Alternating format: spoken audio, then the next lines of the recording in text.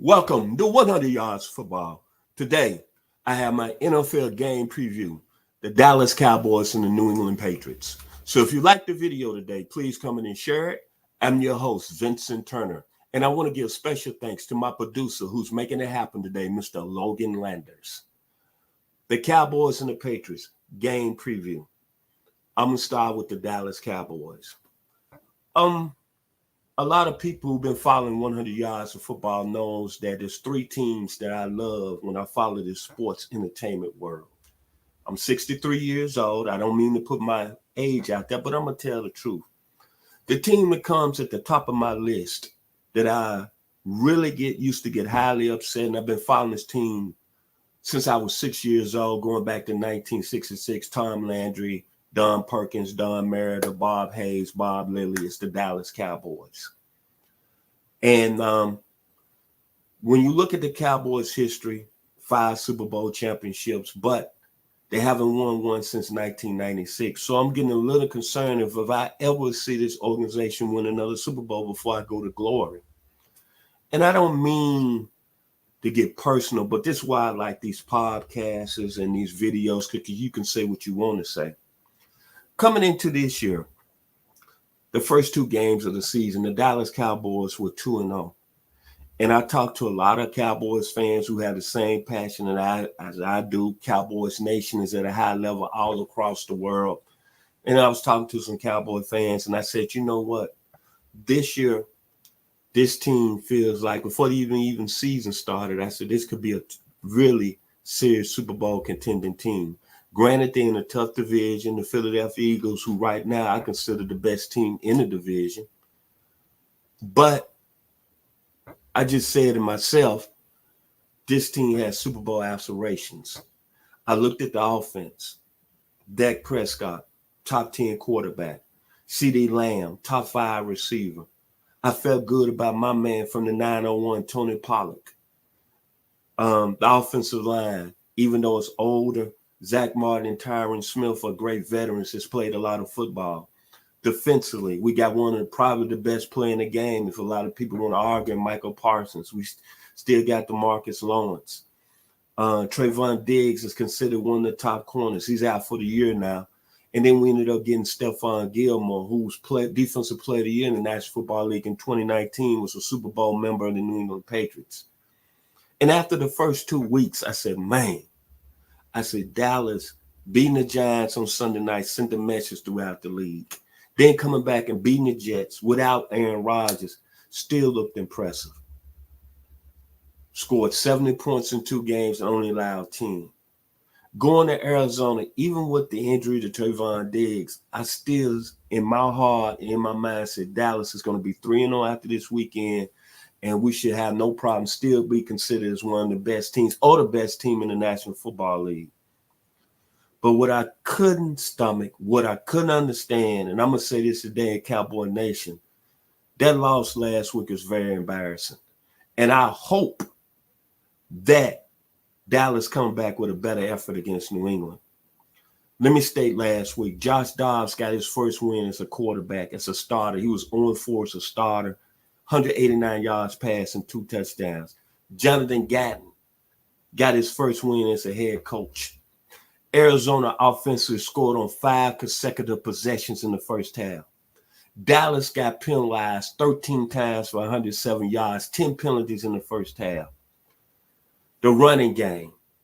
If I had to say there was one weakness that Dallas had, I still wasn't confident after their 2 games against the Giants and the Jets they could stop the run. Well, they gave up 30 rushes last week, 222 yards, and 7.4 yards a rush. Explosive plays by the Arizona Cardinals last week. This is another thing that sticks in my craw. Michael Wilson, 69-yard explosive play. Rondale Moore, explosive play, 45 yards for a touchdown. Joshua Dobbs, 44 yards as a quarterback, explosive play. Marquise Brown, 23 yards as explosive play. And James Conner, 26 yards as explosive play. Everything in that football game tore my heart out. And I don't know where we're going to go with this Cowboys team coming in this week against a Bill Belichick team that's going to be well coached. I don't care if they 1-2, and a coach that's won 6 Super Bowls in this great era. Then I'm looking overall, the most thing I said about the Dallas Cowboys. I said it comes down to Dallas stopping the run. That was one of the keys in this season. But I'm going to go back to the quarterback, Dak Prescott. Granted, Dak Prescott came into this league in 2016 as a 4th-round draft pick, and he's really saved the Dallas Cowboys quarterback position because it was on the end of Tony Romo's career in Dallas. But I said this, Dak Prescott has done a lot of great things. He's gotten paid at the position, but I don't mean no harm, and I got to tell it like it is. He has not won a big game. He's not gotten the Cowboys with some very serious talent that he's had on the offensive side of the ball. Ezekiel Elliott, Amari Cooper, C.D. Lamb, Michael Gallup. Man, he's had some really great talent and a really solid offensive line.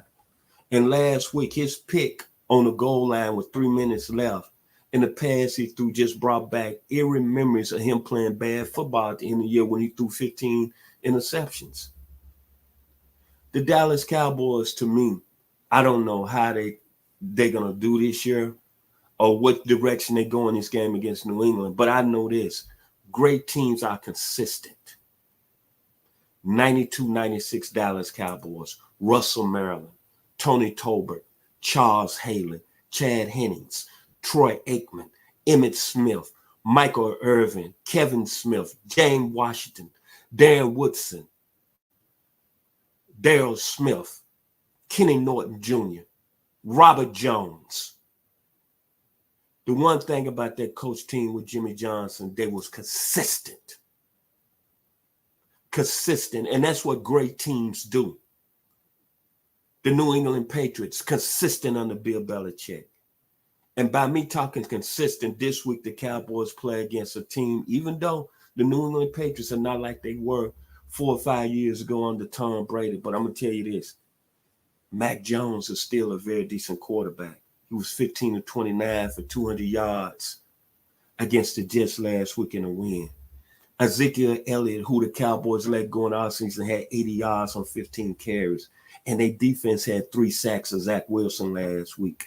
And they still got pretty good players in Jamal Peppers, Anthony Jennings, Matthew Judon, Christian Barmore, Christian Gonzalez, one of the best young corners in the game, 1st-round pick in the 2023 NFL draft. And Mr. Bentley, who has 20 tackles on the year for New England.